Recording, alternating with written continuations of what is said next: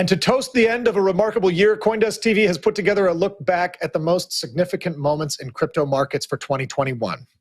Without further ado, here's our look at the best of markets 2021.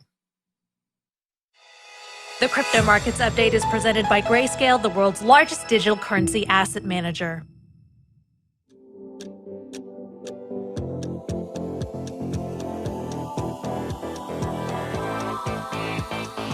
Breaking news, folks. Bitcoin, the world's largest cryptocurrency by market capitalization, hitting a new all-time high above $66,000. Right now, it's just taking a bit of a step back from that threshold, but it has been charging ahead. Bitcoin up about 5.6% over the past 24 hours. The largest cryptocurrency appears to have gotten a push on Tuesday from the launch of the ProShares of Bitcoin Strategy ETF, the first exchange-traded fund approved by the U.S. Securities and Exchange Commission to invest in Bitcoin futures. As I said, the futures, in fact, we think are, if anything, a better place for price discovery.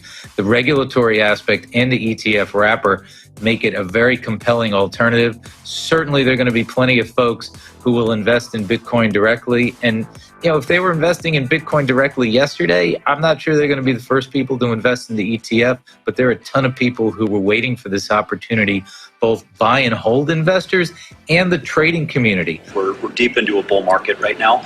I don't think we're at the end of that bull market, hopefully, but the key, I think, internationally, not just for the stock markets, but also for the crypto markets, is whether the situation in China is contained. After the massive wave of interest and investment in Bitcoin, they're understanding that they need to start diversifying away from the risk of Bitcoin alone. And as the digital assets grow into an asset class, they need more assets. And ETH is one that's captured everybody's attention, not just from its use cases, but that it fills all of the different super capital asset classes that they look for. It's Bitcoin reacting to Ethereum.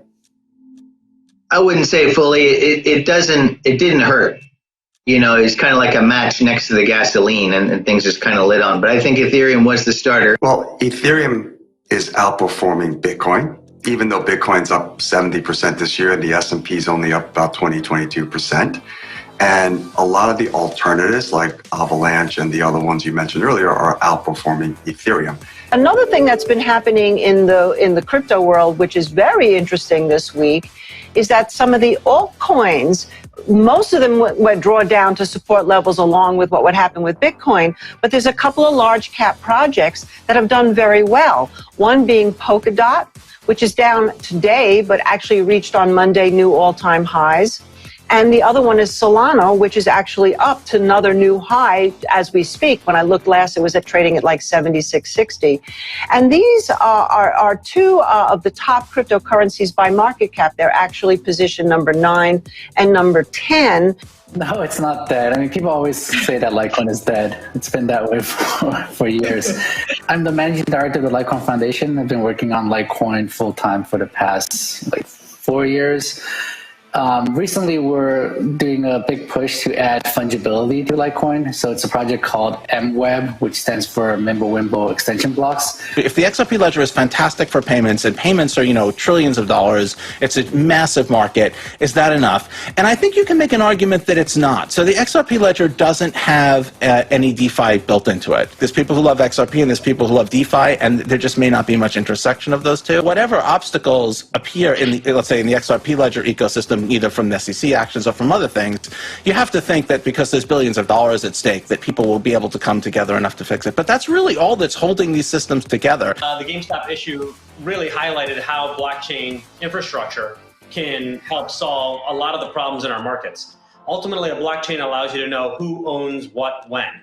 And you actually don't know that in today's financial markets. I don't know even that Dogecoin would fit within the SEC's ambit, depending on whether or not one would consider purchases and sales to be securities purchases and sales. So, but look, I think people buy and sell lots of things, and I always give the same advice.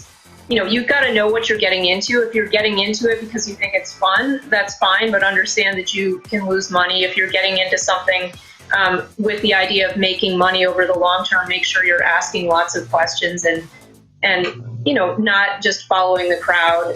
You've got to make your own decisions. Don't come complaining to the government if you lose your money. Dogecoin is everything that's wrong with the markets, in the sense that what you have is the gamification of markets. You have people who were shut in their house. They couldn't go to Vegas and gamble. They couldn't gamble on sports. Humans like to gamble, particularly guys, actually, but not just guys, but humans like to gamble. And they got free money. And what'd they do? They deposit it in trading accounts, and they started trading in stupid stuff. I think meme coins should definitely be taken seriously. I mean, first, on the most basic level, there is real money behind them. So this is not fake money. This is real money. And as our guests can talk about, people can actually make millions off of these coins, right? So they are serious on that level. But I think, this show is called Community Crypto, and this is about community-driven investment. And I think that's a really interesting and important phenomenon. And, these meme coins are great examples of that. I watched a massive pump and dump happen right before my eyes, inadvertently led by Elon Musk, who I'm sure he wasn't pumping and dumping himself, right? He just enjoyed it and was having fun with it. And I watched all these influencers, literally, I was called, it was a penny a share, of a penny, it was 1 penny. And I started getting the calls, buy this. And the exact words, we're driving it up to $1. That's a pump and dump. I think that being disappointed in Elon Musk is a just punishment for caring about what he said in the first place. Elon Musk is a great entrepreneur. He's a really smart guy. He sends rockets up into space. The rockets come back. You can use them. I mean, that's pretty awesome stuff.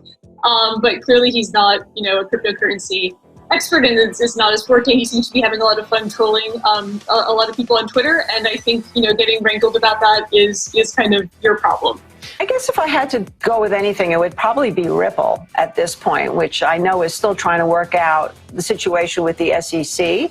But I know it's been getting a lot of buzz just from what I see in terms of comments from the younger generation that are looking to trade. So Ripple is what we have our eye on right now. I think Dogecoin really is that dog-themed token to rule the world. But the thing about SHIB that I think is interesting, if anything, is that you can access DeFi with SHIB.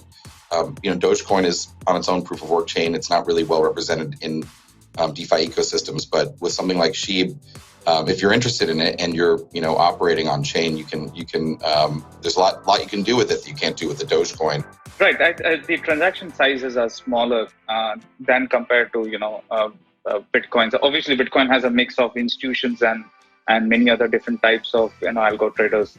But when it comes to SHIB, we do have people trading big volumes.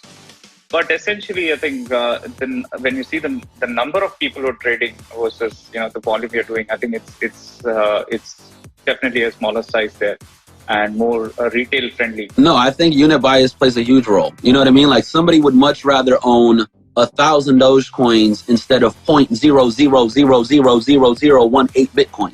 You know what I mean? Like it's a psychological thing. You know what I mean? If you're gonna get into crypto, it's intimidating, right? If you're first getting into crypto, Bitcoin is Ethereum's thousands of dollars, Bitcoin's $60,000, $50,000, $60,000. Like it's very intimidating. So somebody would rather be like, oh, I want to get into crypto, but I don't want to spend whatever money, even though it's going to be the same amount of money whether you buy Bitcoin or Dogecoin. It just feels better buying something cheaper. It's almost as if in your mind, you're not making as big of a risk. It's an example of a democratization of finance, of just sort of individual retail investors trying to get in on the action.